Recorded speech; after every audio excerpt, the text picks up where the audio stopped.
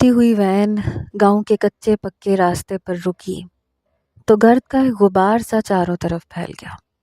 Driver نے پیچھے منہ کر کے بیزاری سے آواز لگائی، دنیا پور میں جس نے اترنا ہے اتر جائے۔ ڈرائیور کی آواز کے جواب میں وین کا دروازہ کھلا اور 21 سالہ سویرا نے باہر قدم رکھا۔ بیگ کو کندھے پہ ڈالتے اس نے ایک تھکاوٹ بھری نظر کچی پکی سی پگڈنڈی پر ڈالی۔ ابھی اسے دور تک چلتے ہوئے جانا تھا۔ نامعلوم یہ وین گاؤں کے اندر تک کیوں نہیں چھوڑ دیتی تھی۔ سویرا نے ٹھنڈی سانس بھری۔ اس کے پیچھے سے زناٹے کے ساتھ وین چل پڑی۔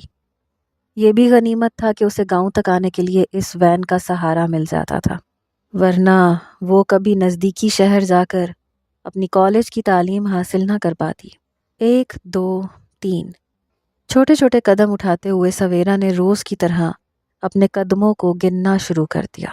اس کا سفید کالج یونیفارم بے داغ تھا۔ سفید رنگت پر تھکاوٹ کی سرخی چمک رہی تھی۔ وہ تیز تیز اپنے گھر کی طرف جا رہی تھی۔ آج تو بہت بھوک لگ رہی ہے، پتہ نہیں اماں نے کیا پکایا ہوگا۔ ذہن میں سوچتی ہوئی سویرا تیز تیز قدموں سے چلتی جا رہی تھی۔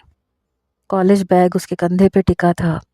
کالج میں تعلیم حاصل کرنا اس کا شوق تھا اور وہ ٹھہری اپنے بھائی کی لاڈلی، اس لیے بھائی نے پورے گاؤں کی مخالفت کے باوجود سویرا کو نزدیکی شہر میں کالج میں داخلہ دلوا دیا تھا۔ مسئلہ آنے جانے کا تھا، وہ بھی بھائی نے حل کروا دیا۔ ان کا ایک دوست کالج کی لڑکیوں کو پک اینڈ ڈراپ دیا کرتا تھا۔ حالانکہ ان کا یہ گاؤں اس کے راستے میں نہیں پڑتا تھا، مگر اس کے باوجود سویرا کے بھائی کے کہنے پہ اس نے سویرا کو دنیا پور کے قریب چھوڑنا اور وہاں سے پک کرنا شروع کر دیا تھا۔ اپنی ہی دھن میں وہ گاؤں کی کچی پگڈنڈی پر سویرا چلتے ہوئے جا رہے تھے، جب اچانک وہ چونک سی گئی۔ اس کے پیچھے کسی گاڑی کے انجن کی آواز سنائی دے رہی تھی۔ سویرا نے پلٹ کے دیکھا اور اگلے ہی پل وہ ساکت رہ گئی۔ سیاہ رنگ کی کرولا زناٹے بھرتی ہوئی اس کے قریب آ رہی تھی۔ اس سے پہلے کہ سویرا اپنی جگہ سے ایک قدم بھی ہلتی، گاڑی کے ٹائر عین اس کے قریب آ کر رک گئے۔ ہوا میں ایک دفعہ پھر گرد و غبار بھر گیا۔ سویرا نے ناگواری سے گاڑی کی جانب دیکھا۔ وہ اسے اچھی طرح پہچانتی تھی۔ روزانہ کی بنیاد پر یہ گاڑی اور اس میں بیٹھا ہوا اس کا مالک سویرا کو پریشان کرتے تھے۔ اس وقت بھی سویرا نے ایک ٹھنڈی سانس بھر کر آس پاس دیکھا۔ اس کا گھر ابھی کافی دور تھا۔ وہ گاؤں سے ابھی تھوڑا فاصلے پہ ہی تھی اور یہاں دور دور تک کوئی دکھائی نہیں دے رہا تھا۔ کیا دیکھ رہی ہو آس پاس؟ خواہ کوئی چل کر جا رہی ہو اور اپنی رنگت کو خراب کر رہی ہو۔ پہلے ہی نازک سی ہو۔ آؤ میری گاڑی میں بیٹھو، میں تمہیں تمہارے گھر تک چھوڑ دیتا ہوں۔ ملک فیضان کی تمسخرانہ آواز پر سویرا کی پیشانی پر بل پڑ گئے۔ وہ اس کی جانب کا شیشہ نیچے کیے جھانک رہا تھا۔ اس کی بھوکی نگاہیں سویرا کو اپنے وجود میں آر پار ہوتی محسوس ہو رہی تھیں۔ ملک فیضان، مجھے تمہاری اس شاندار سواری کی کوئی ضرورت نہیں ہے اور نہ ہی میں اپنے گھر تک پیدل چل کے جانے میں تھکاوٹ کا شکار ہو رہی ہوں۔ میں تمہیں ہمیشہ کہتی ہوں یوں میرا راستہ نہ روکا کرو، مگر شاید تمہیں میری بات سمجھ میں نہیں آتی۔ سویرا کے کاٹ دار لہجے پر ملک فیضان کا ایک بلند و بالا قہقہا گونجا۔ ارے واہ، بس یہی نخرہ تو پسند ہے مجھے۔ ذرا اپنے آپ کو دیکھو تو صحیح، گاؤں کے غریب گھرانے سے تعلق رکھتی ہو اور میں ملک فیضان گاؤں کے وڈیرے کا داماد ہو کر تمہیں اپنی گاڑی میں بیٹھنے کی آفر کر رہا ہوں اور تم اترا رہی ہو۔ چلو کوئی بات نہیں، یہی اتراہٹ اور نخرہ تو مجھے پسند ہے، اسی پر تو فدا ہوں میں، جو ہر روز تمہارے راستے میں آ کے کھڑا ہو جاتا ہوں۔ اوباش پنے کی انتہا کرتا ہوا ملک فیضان مسلسل اسے گھورتے ہوئے کہے جا رہا تھا۔ اس کے چہرے پر بڑی معنی خیز سی مسکراہٹ تھی۔ سویرا کا خون کھول اٹھا، مگر وہ اس کا کچھ نہیں بگاڑ سکتی تھی۔ یہ اس کے روز کا معمول تھا۔ کئی بار اس نے سوچا کہ وہ کالج چھوڑ دے، اگر اس کے بھائی کو پتہ چل جاتا تو نہ جانے وہ کیا کر ڈالتا۔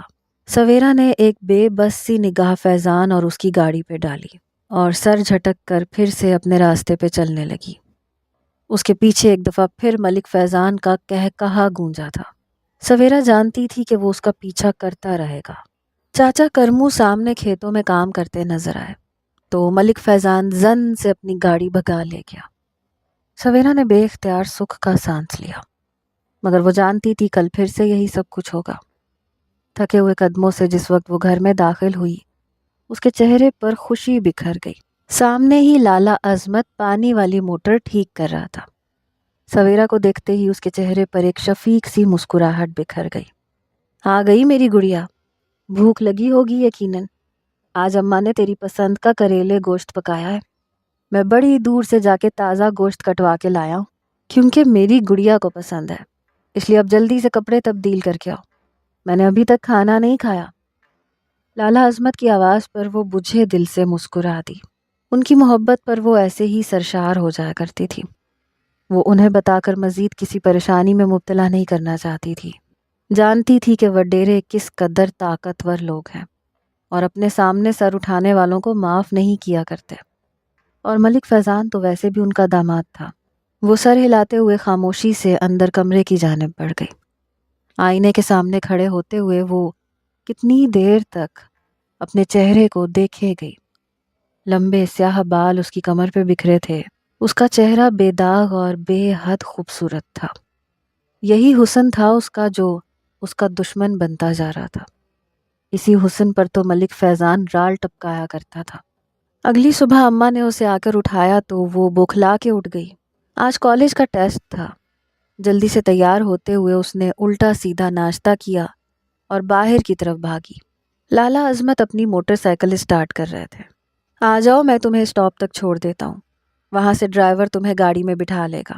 لالا عظمت کی پیار بھری آواز پر سویرا مسکرائی۔ کتنی سہولت ہو گئی تھی اسے اتنا سارا پیدل چل کر نہیں جانا پڑے گا۔ وہ جلدی سے بائک پر لالا کے پیچھے بیٹھ گئی۔ سارے راستے وہ اس سے پڑھائی کے متعلق پوچھتے رہے۔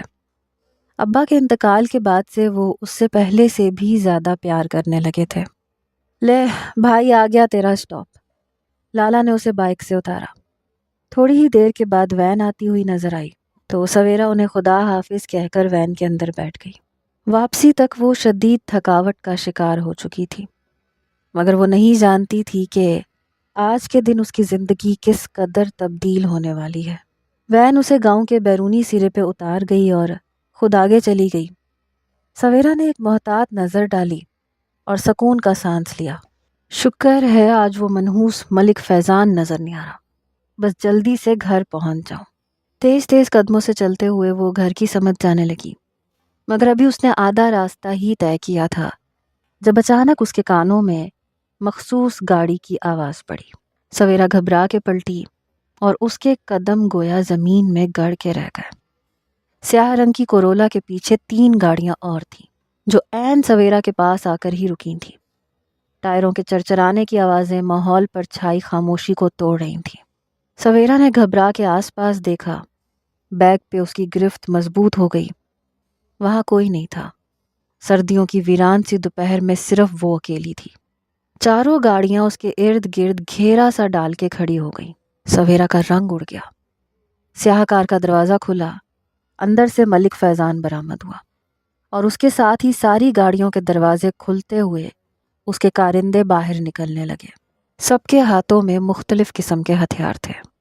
بس بھائی، بہت ہو گیا انتظار۔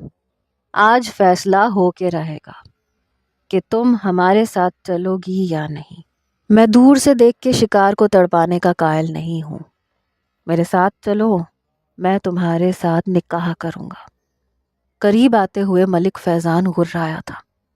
سویرا کا تو رنگ ہی اڑ گیا۔ کس قدر بے شرم انسان ہو تم شادی شدہ ہو، میں تم سے نکاح نہیں کر سکتی۔ ابھی اس نے اتنا ہی کہا تھا جب ملک فیضان نے آگے بڑھ کے زور سے اس کی کلائی پکڑ لی۔ میں شادی شدہ ہوں یا نہیں، یہ تمہارا مسئلہ نہیں ہے۔ مسئلہ یہ ہے کہ ملک فیضان کا دل تم پہ آ گیا ہے اور میں تم سے شادی کر کے رہوں گا۔ وہ صاف طور پر شراب کے نشے میں لگ رہا تھا۔ سویرا نے گھبرا کے آس پاس نگاہ دوڑائی۔ اس کے کارندے تماش گیروں کی طرح تماشا دیکھ رہے تھے۔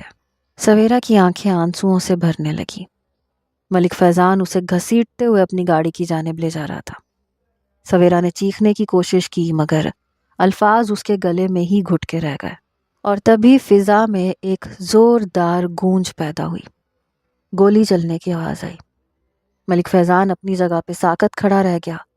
سویرا نے بوکھلا کے اس جانب دیکھا۔ سویرا کی کلائی پر اس کی گرفت کمزور پڑ رہی تھی، اور اگلے ہی پل سویرا کی نظر اس کے سینے پر پڑی۔ اس کا سفید لباس داغدار ہو رہا تھا۔ سویرا کی آنکھیں پھٹی کی پھٹی رہ گئیں۔ ملک فیضان بے جان لاش کی طرح نیچے گر چکا تھا، اور اس کے عین پیچھے سویرا نے لالا عظمت کو دیکھا۔ ان کے ہاتھ میں ان کی وہی پرانی سی پستول تھی۔ نہ جانے وہ کس وقت اپنی موٹر سائیکل پر وہاں موجود ہوئے۔ سویرا کو یاد آیا انہوں نے صبح کہا تھا وہ واپسی پہ اسے لینے آئیں گے۔ ملک فیضان کے کارندے ہتھیاروں سمیت لپکتے ہوئے عظمت کی طرف بھاگ رہے تھے۔ سویرا کے دیکھتے ہی دیکھتے انہوں نے چاروں جانب سے عظمت کو گھیر لیا۔ اب وہ اسے زمین پر گرا کر لاتوں اور ٹھڈوں سے مار رہے تھے۔ سویرا کے حلق سے کربناک چیخ نکلی۔ ملک فیضان کا خاص آدمی جیب سے موبائل نکال کر کسی کو اطلاع دے رہا تھا۔ سویرا چیختے ہوئے انہیں اپنے بھائی کو مارنے سے روک رہی تھی، مگر اس کی آواز کوئی نہیں سن رہا تھا۔ اس کا بیگ کب سے مٹی میں لتھڑ چکا تھا، اور تبھی فضا میں ایک ساتھ کئی گاڑیوں کا شور بلند ہوا۔ سویرا نے خوفزدہ نظروں سے سر اٹھا کر دیکھا۔ گاؤں کے اندرونی سمت سے آنے والی پگڈنڈی پر گاڑیوں کی ایک لمبی قطار تھی، جو آندھی طوفان کی طرح ان کی سمت آ رہی تھی۔ یہ وڈیروں کی گاڑیاں تھیں۔ عظمت کو پیٹنے والے ملک فیضان کے کارندے رک چکے تھے۔ گاڑیاں پاس آ کے رک گئی۔ سیاہ رنگ کی پراڈو سب سے آگے تھی۔ سویرا لپک کر اپنے بھائی کے پاس پہنچی اور دو زانو ان کے پاس بیٹھ گئی۔ وہ خون سے لت پت ہو رہا تھا۔ اسے مارنے والوں نے ذرا بھی رحم نہیں کیا تھا۔ سیاہ پراڈو کا دروازہ کھلا اور بے اختیار سویرا نے سر اٹھا کے دیکھا۔ پراڈو میں سے نکلنے والا شخص کوئی اور نہیں بلکہ ملک جلال احمد تھا۔ 31 سال کا بھرپور مرد جس کی آنکھوں سے خون ٹپک رہا تھا۔ اس نے زمین پر پڑے ہوئے ملک فیضان کی لاش دیکھی اور پھر کھا جانے والی نظروں سے زمین پر پڑے زخموں سے چور عظمت کی جانب دیکھا۔ کیا یہی ہے وہ حقیر جس نے میرے بہنوئی کو موت کے گھاٹ اتارا ہے؟ لے چلو اسے اپنے ساتھ، اس کا فیصلہ تو میں خود کروں گا۔ جب وہ بولا تو اس کی آواز پتھریلی تھی، مگر اس میں موت کی سی سختی تھی۔ سویرا کانپ کے رہ گئی۔ اس نے ملک جلال احمد کی داستانیں سن رکھی تھیں۔ وہ کھڑے کھڑے لوگوں کی جان نکال لیا کرتا تھا، اور اگر کوئی کام اس کی مرضی کے مطابق نہ ہوتا تو اس کے شر سے بچنا ناممکن تھا۔ سویرا نے اپنی سہیلیوں سے سن رکھا تھا کہ ملک جلال احمد کو اپنی چھوٹی بہن سے بے حد محبت ہے۔ سویرا نے گردن گھما کر ملک فیضان کی لاش کی جانب دیکھا، جسے اب کارندے اٹھا کر احتیاط سے گاڑی کے اندر ڈال رہے تھے، اور اگلے ہی پل ملک جلال احمد کے حکم پر عظمت کو اٹھا کر گھسیٹتے ہوئے گاڑی کے اندر پھینک دیا گیا تھا۔ سویرا کی چیخو پکار کا ان پہ کوئی اثر نہیں ہوا تھا۔ وہ دور تک لالا کا بازو پکڑے گھسٹتی چلی گئی، مگر اسے ایک شخص نے زوردار دھکا دے کے واپس زمین پر گرا دیا تھا۔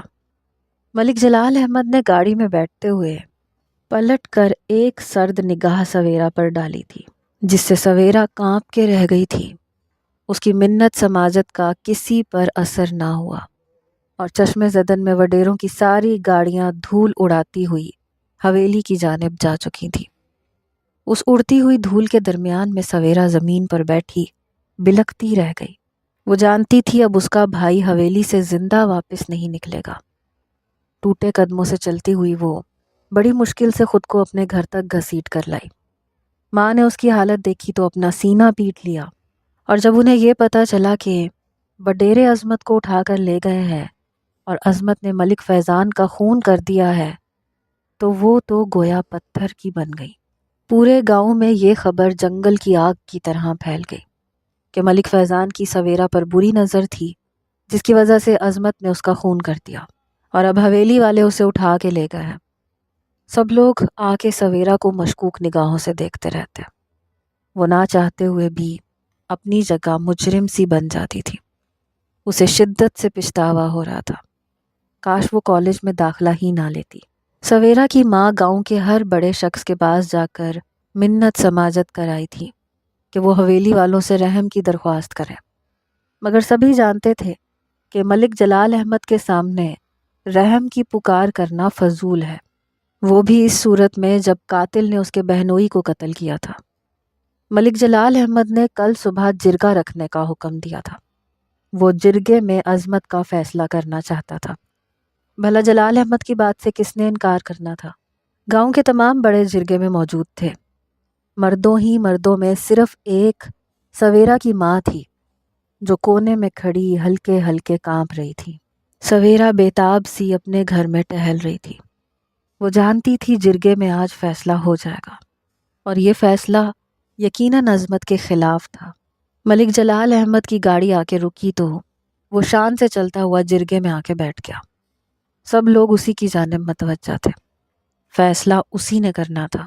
اس نے اپنی سیاہ نظریں اٹھا کر دور کھڑی سویرا کی ماں کو دیکھا، پھر پلٹ کر عظمت کو دیکھا جسے ایک روز میں ہی اس کے کارندوں نے مار مار کر ادھموا کر دیا تھا۔ وہ ہوش و حواس سے بیگانہ لگ رہا تھا۔ ملک جلال احمد طنزیہ سا مسکرا دیا۔ آپ سب لوگوں کے سامنے ہے، اس شخص نے میری بہن کے شوہر کو قتل کر دیا اور میری معصوم سی بہن کو جوانی میں ہی بیوہ کر دیا ہے۔ قتل کے کئی گواہ موجود ہیں، اس کے باوجود میں اس پر رحم کرتا ہوں اور میں اسے قتل کی سزا نہیں دیتا۔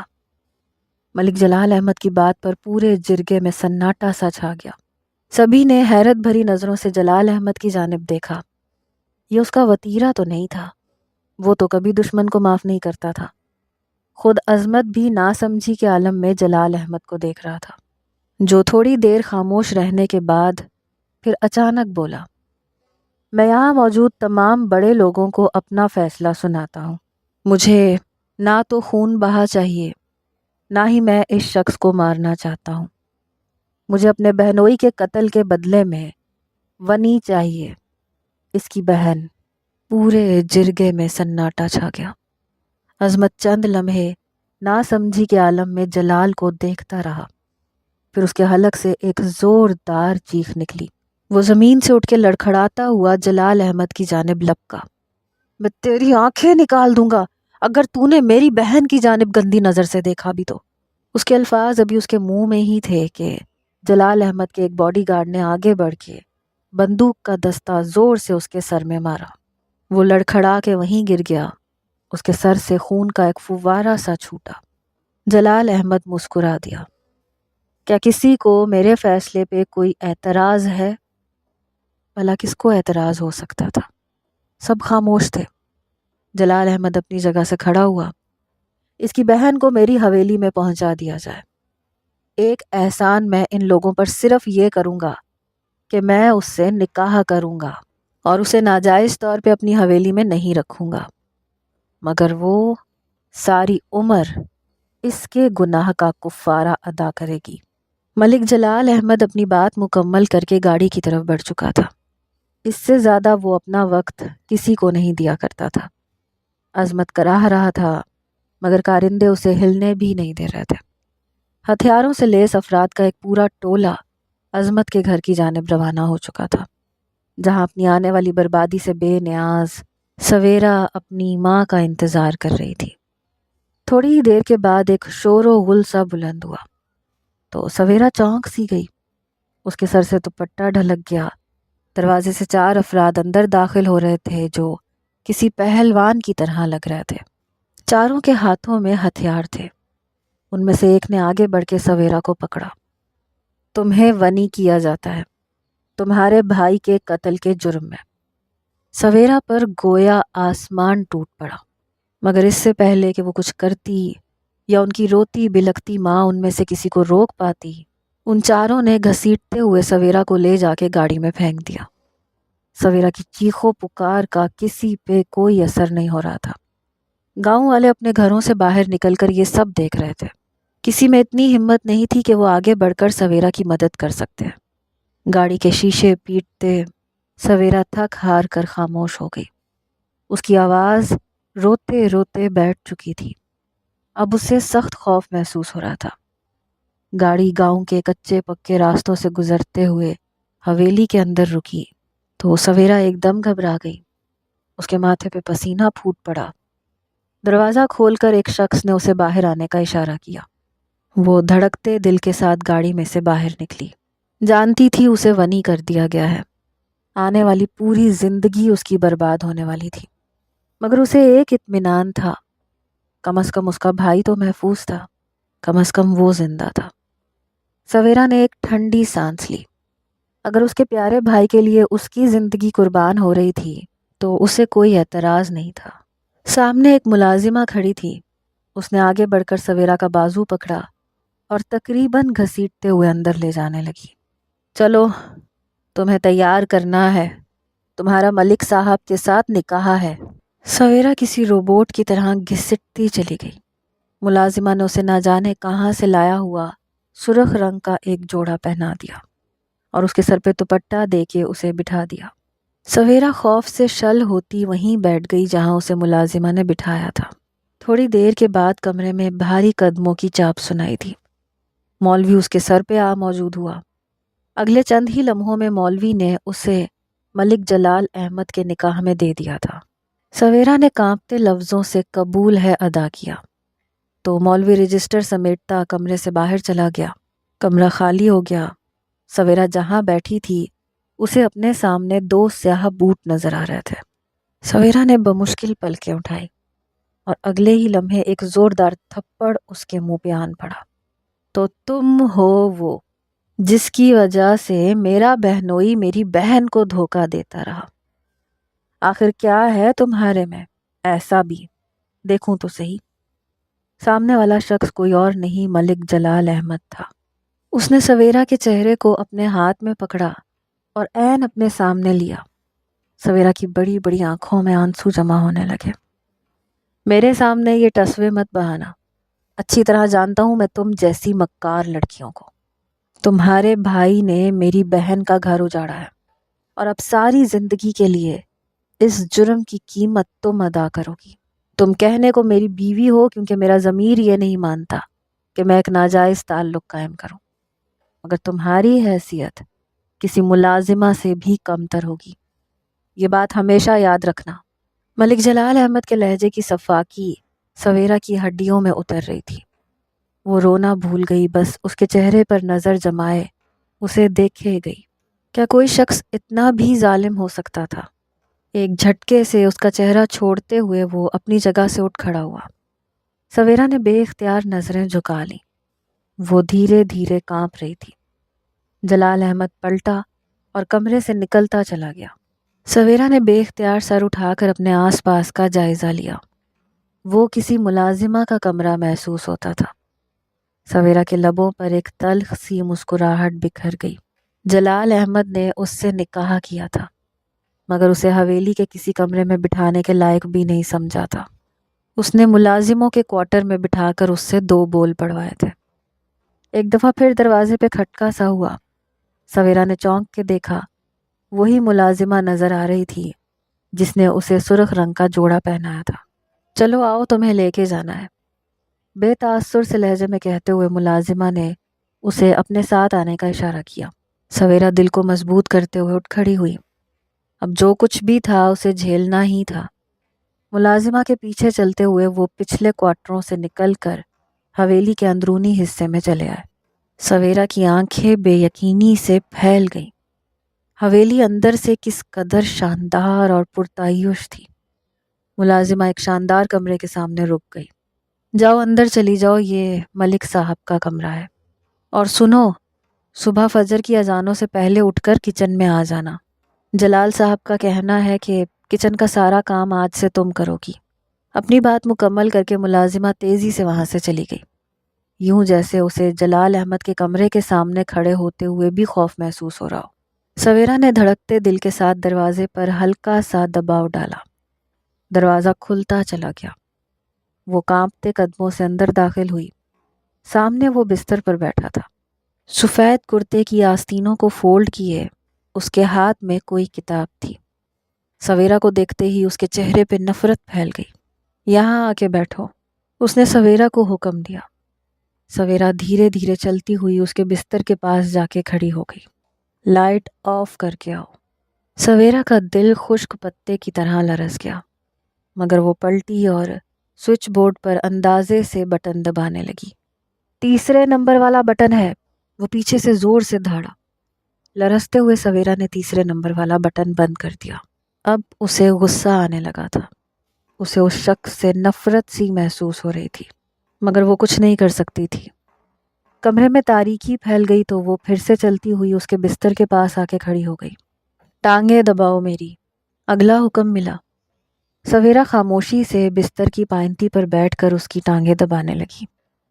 ایک کے بعد ایک حکم اسے ملتے جا رہے تھے۔ سویرا ہر حکم کو پورا کرنے کی پابند تھی۔ اس کا دل کٹ رہا تھا۔ وہ اپنے ہاتھوں سے اپنے آپ کو جہنم میں جھونک رہی تھی، مگر اس کے دل میں صرف ایک اطمینان تھا کہ اس کا بھائی گھر میں خیریت سے ہوگا۔ اس کے لبوں سے گھٹی گھٹی سسکیاں نکل رہی تھیں۔ ایسا اس نے کبھی نہیں سوچا تھا، اپنی شادی کی شروعات اس طرح سے کرے گی۔ سوچنا بھی مت کہ میں تمہیں اپنی بیوی کی حیثیت دے رہا ہوں۔ تمہاری حیثیت کیا ہے وہ تمہیں کل صبح پتہ چل جائے گا۔ وہ کسی سانپ کی طرح سے سویرا کے کان میں پھنکار رہا تھا۔ سویرا نے اپنی آنکھیں میچ لیں۔ صبح فجر کی اذان سویرا کے کانوں میں پڑی تو اس کی آنکھوں سے ایک آنسو نکل کر اس کے بالوں میں جذب ہو گیا۔ وہ سوئی کب تھی، بس آنکھیں میچے سونے کی اداکاری کر رہی تھی۔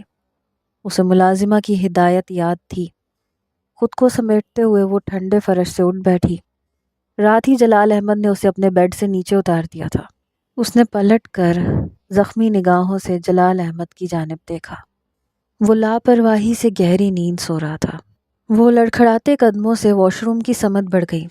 کمرے سے باہر نکلی تو ملازمہ پتھریلے تاثرات کے ساتھ اس کا انتظار کر رہی تھی۔ اسے اپنے ساتھ لے جا کر اس نے کچن میں سویرا کو کھڑا کر دیا۔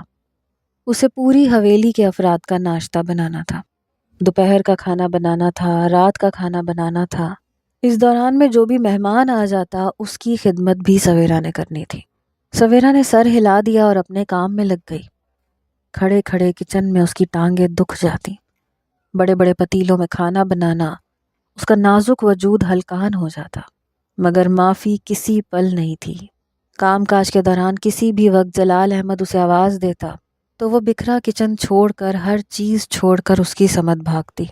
وہ ایک پل میں اس کی بیوی ہوتی اور اگلے ہی پل میں حویلی کی ملازمہ، جس کے ساتھ ہر کوئی بدترین سلوک کرتا۔ اسے ناپسندیدہ نگاہوں سے دیکھا جاتا۔ حویلی کے بڑے سے فرش پر پوچھا لگاتے ہوئے ایک روز اس کا سامنا ملک فیضان کی بیوی سے ہوا۔ وہ رعونت سے سامنے سے چلتی ہوئی آ رہی تھی، معمولی سے نقوش، ایک بڑی عمر کی عورت۔ اسے دیکھتے ہی سویرا کو اندازہ ہو گیا کہ ملک فیضان گاؤں کی ہر لڑکی کو حسرت بھری نظروں سے کیوں دیکھتا تھا۔ بالکل صحیح اوقات میں رکھا ہے تمہیں میرے بھائی نے، یہی ہونا چاہیے تھا تمہارے ساتھ۔ میرا گھر اجاڑنے والی تم ہی ہو نا، اب یہاں اپنی پوری زندگی برباد ہوتے ہوئے دیکھو گی۔ نفرت سے کہتے ہوئے ملک فیضان کی بیوی آگے بڑھتی چلی گئی۔ سویرا نے ایک درد کی لہر اپنے دل میں اٹھتی ہوئی محسوس کی، اور اسی پل اس کی نظر جلال احمد پر پڑی۔ اس نے اپنی بہن کی بات سن لی تھی۔ وہ جیسے بے نیازی سے قدم اٹھاتا ہوا اس کے برابر سے گزرتا چلا گیا، جیسے اس کی بہن نے جو کہا تھا وہ بالکل ٹھیک تھا۔ سویرا فجر کی اذان کے ساتھ اٹھ کر کام شروع کرتی، مگر رات گئے تک اس کے کام ختم ہی نہ ہوتے۔ ناشتہ بنا کے ہٹتی تو صفائی ستھرائی کا وقت ہو جاتا۔ حویلی کے تمام ملازمین کو بس ضرورت پڑنے پر ہی کام دیا جاتا تھا، ورنہ پوری کوشش یہی ہوتی کہ حویلی کا ہر کام سویرا سے کروایا جائے۔ جلال احمد کے سارے ذاتی کام اسے خود کرنے ہوتے تھے۔ روزانہ کی بنیاد پر اس کے کپڑے دھو کے کلف لگا کے وہ استری کر کے رکھتی۔ چائے، کھانا، پانی، ہر چیز اس کی ایک پکار پر اس تک پہنچ جاتی۔ شام تک کچن میں ڈیوٹی دیتی۔ اس سب کے باوجود اسے کچن میں پکنے والی انواع و اقسام کے کھانوں میں سے کچھ کھانے کی اجازت نہ تھی۔ وہ اپنے لیے علیحدہ برتنوں میں دال اور سبزی پکاتی، جو ملازمہ کی کڑی نگرانی میں اسے کھانا پڑتا۔ اسے پورے دن میں 2 روٹیوں سے زیادہ کھانا کھانے کی اجازت نہیں تھی۔ چائے، دودھ، شربت، کسی چیز کو ہاتھ لگانے کی اجازت نہیں تھی۔ سویرا کو بھلا ان چیزوں سے غرض کہاں تھی؟ بس ایک چیز کے لیے اس کا دل مچلتا تھا۔ جلال احمد نے اس کے حویلی سے باہر نکلنے پہ پابندی لگا دی تھی۔ وہ اپنی ماں سے ملنا چاہتی تھی، اپنے بھائی سے ملنا چاہتی تھی، مگر جلال احمد نے اس پہ واضح کر دیا تھا کہ چونکہ وہ ایک ونی ہے تو اس پر زندگی کی ہر خوشی حرام ہے، یہاں تک کہ وہ حویلی سے باہر کھلا آسمان بھی نہیں دیکھ سکتی۔ رات گئے وہ کاموں سے فارغ ہوتی تو جلال احمد کا بلاوا آن پہنچتا۔ وہ تھکے ٹوٹے قدموں سے اس کے کمرے میں جا پہنچتی، اور جب واش روم سے لباس تبدیل کر کے باہر نکلتی تو کوئی اسے پہچان نہ پاتا۔ سرخ رنگ کا شب خوابی کا لباس اور ہونٹوں پر تیز لپسٹک، یہ جلال احمد کا ہی حکم تھا۔ بجھے دل سے وہ ہر حکم پورا کرتی، لیکن اس کے باوجود اس ظالم کے دل میں رحم کی کوئی گنجائش نہ نکلتی۔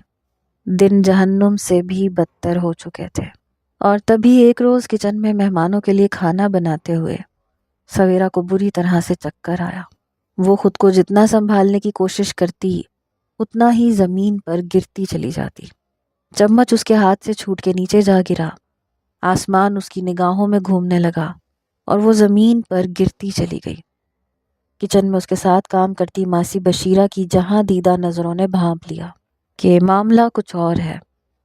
سویرا کو ہوش آیا تو اسے اپنی پلکوں پر منو وزنی بوجھ محسوس ہو رہا تھا۔ آنکھیں کھولنے سے پہلے ہی اس کے کانوں میں جلال احمد کی بہن کی آواز پڑی۔ آپ ایسا کر بھی کیسے سکتے ہیں لالا؟ آپ اسے یہ حق کیسے دے سکتے ہیں؟ آپ یہ بھول گئے کہ اسی لڑکی کی وجہ سے میرا گھر اجڑا ہے۔ میں بیوہ ہو گئی ہوں، یہ فیضان کی قاتلہ ہے۔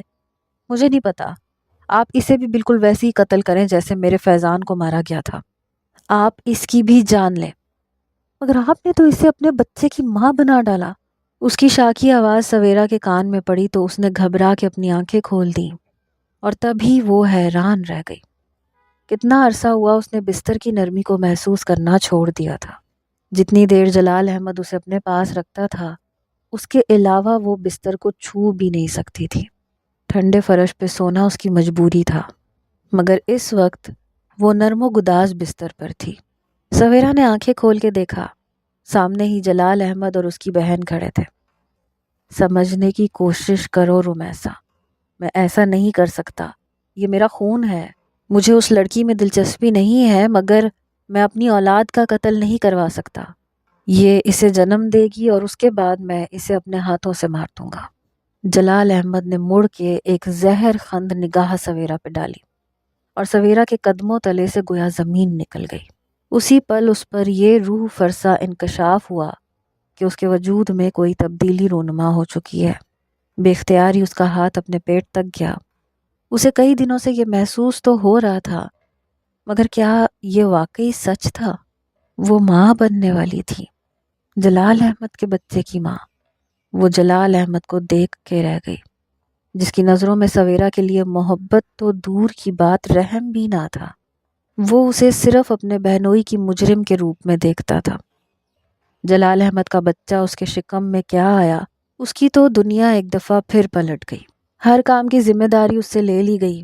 جن نعمتوں کو اس سے عرصہ ہوا چھین لیا گیا تھا، اب اس کے ڈھیر اس کے کمرے میں رکھ دیے گئے۔ فروٹ کا بھرا ہوا ٹرے ہر وقت سائڈ ٹیبل پہ موجود رہتا۔ ملازمہ وقت بوقت کھانے کے لیے آ کے پوچھتی، اس سے کوئی کام نہ کروایا جاتا۔ یہاں تک کہ اگر وہ بستر سے قدم نیچے اتارتی تو ایک ملازمہ سہارا دینے کے لیے پاس آ موجود ہوتی۔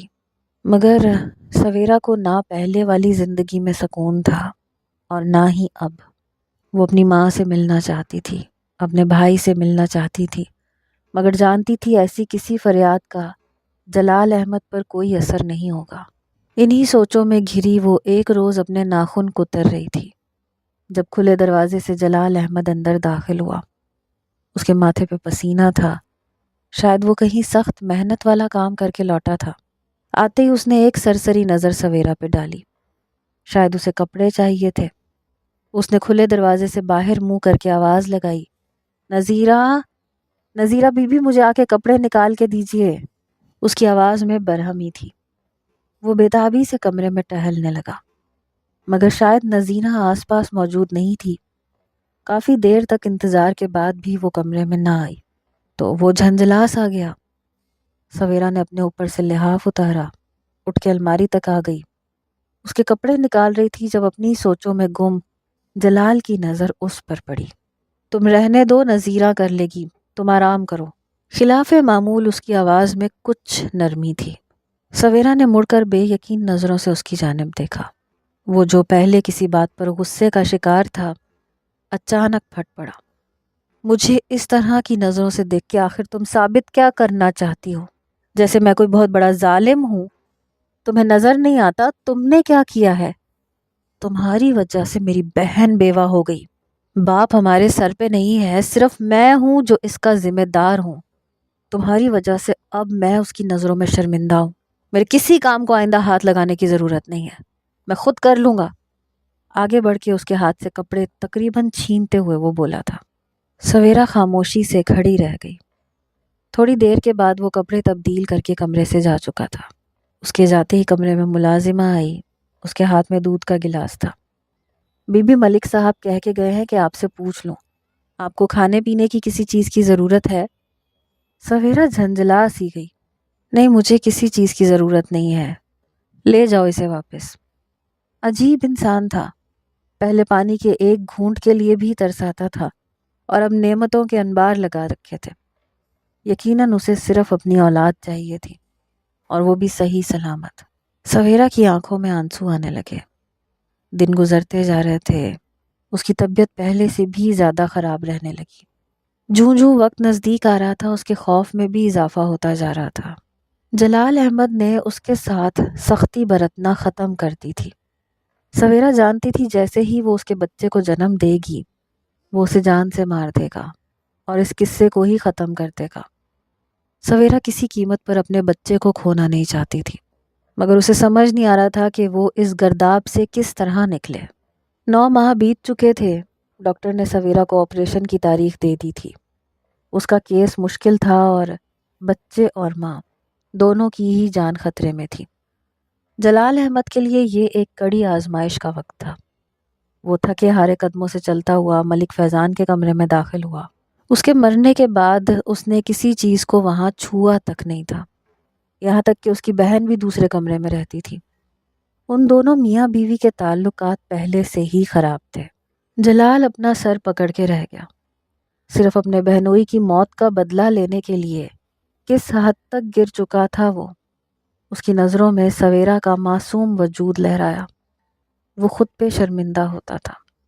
بظاہر وہ جس قدر سخت گیر اور ظالم نظر آتا تھا، کون جانتا تھا کہ اندر سے وہ اس سے بالکل مختلف انسان تھا۔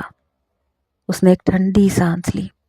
بابا جان، وقت سے پہلے اس دنیا سے جا کے آپ نے مجھ پہ بہت بھاری ذمہ داری ڈال دی۔ مجھے سمجھ نہیں آتا میں کیا کروں۔ روز پشیمانی کی دلدل میں دھنستا جا رہا ہوں۔ ونی کے لیے اس لڑکی کو مانگتے وقت بھی میری نیت بس یہی تھی کہ میں ایک قتل سے بچ جاؤں، مگر اب میں روز اس کی خواہشات کا قتل کرتا ہوں، اور آج تو وہ میرے بچے کی ماں بننے والی ہے۔ کیا اس کے بعد میں اسے اپنے ہاتھوں سے قتل کر پاؤں گا؟ اپنی سوچوں میں گم وہ ملک فیضان کی الماری کے پاس جا کر کھڑا ہو گیا۔ نہ جانے کیسے اس نے ہاتھ بڑھا کے الماری کا ہینڈل کھولا، اور اگلے ہی پل وہ چونک سا گیا۔ الماری کے اندر ایک براؤن سا لفافہ پڑا تھا جو کافی پھولا ہوا تھا۔ تجسس کے ہاتھوں مجبور ہوتے ہوئے ملک جلال نے وہ لفافہ باہر نکال لیا، اور اس کے پیروں سے گویا کسی نے زمین کھینچ لی۔ اس کے اندر ایک نکاح نامہ اور چند تصاویر تھیں۔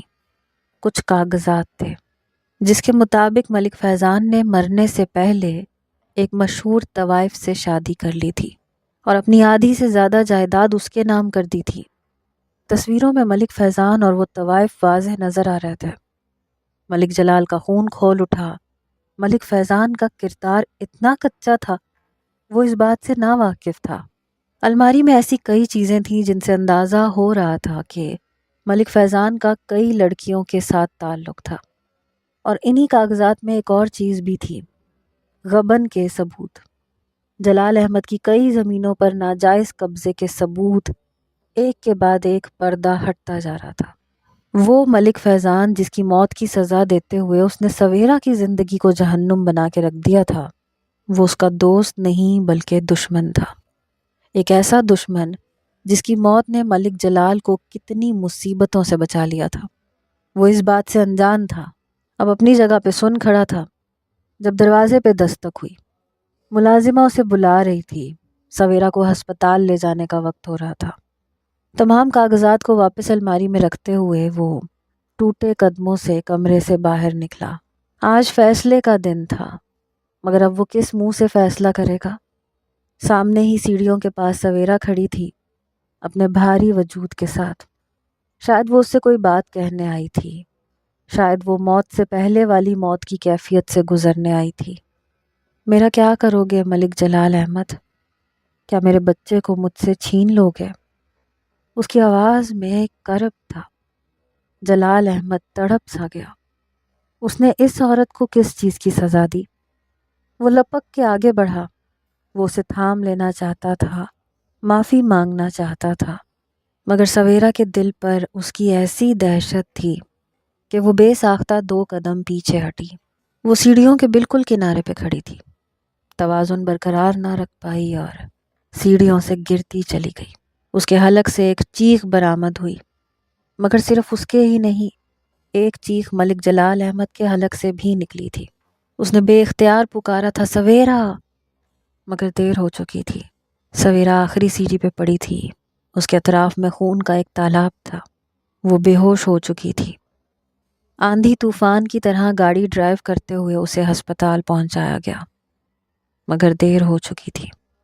ملک جلال احمد کا بچہ دنیا میں آنے سے پہلے ہی مر چکا تھا۔ سویرا کو بڑی مشکل سے بچایا گیا۔ جلال احمد یہ بات جان چکا تھا کہ یہ اس کے جرم کی سزا ہے۔ ہسپتال میں کھڑے ہو کر ہی اس نے اپنی بہن پہ واضح کر دیا تھا کہ اب وہ مزید اپنی بیوی کو کسی کے کیے کی جرم کی سزا نہیں دے گا۔ سویرا کے ہوش میں آتے ہی ملک جلال احمد نے سب سے پہلے اس کے آگے ہاتھ جوڑ کے معافی مانگی تھی۔ سویرا تکلیف سے مسکرا دی۔ قیمت تو بہت بڑی اس نے ادا کی تھی، مگر اللہ نے آخر کار اس کی سن لی تھی۔